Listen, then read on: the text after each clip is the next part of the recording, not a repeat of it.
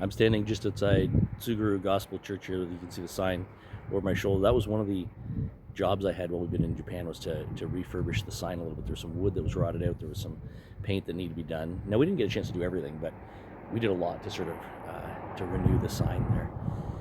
And I'm going to tell you, this was a bit of a frustrating job for me. Every time we did something, it would go wrong just a little bit. In particular, the one that really got me was the paint job. You can't probably see it from this angle, but if I went around to the back of the sign, or if you looked underneath the glass there's a couple times we tried to paint stuff and it would always go wrong.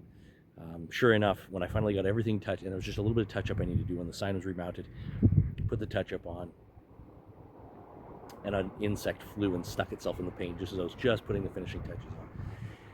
I think it's really important for me to just step back, take a deep breath, realize, you know what? It doesn't have to be perfect. I think there's a lot of things in the Christian life that we get frustrated when they're not as we feel they ought to be. I think it's why we are often discouraged and frustrated. We feel like if God is with us, we should see victory and success everywhere we go. And that's why we need to hear verses like 1 Corinthians 15, verses right at the end of the chapter, right?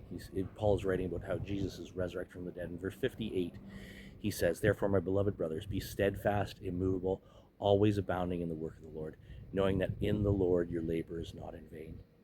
We're not probably going to see perfection in this life.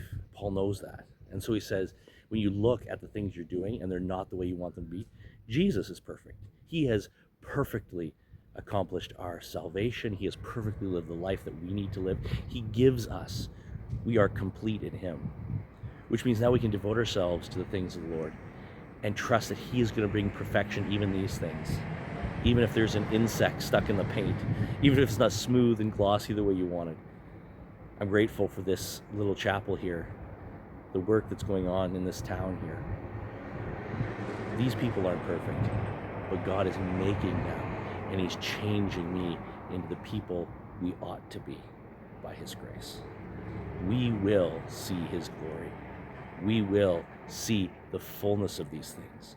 So let's devote ourselves. Let's be immovable in the work that the Lord has given us, knowing that as imperfect as it may look, our labor in the Lord is never in vain.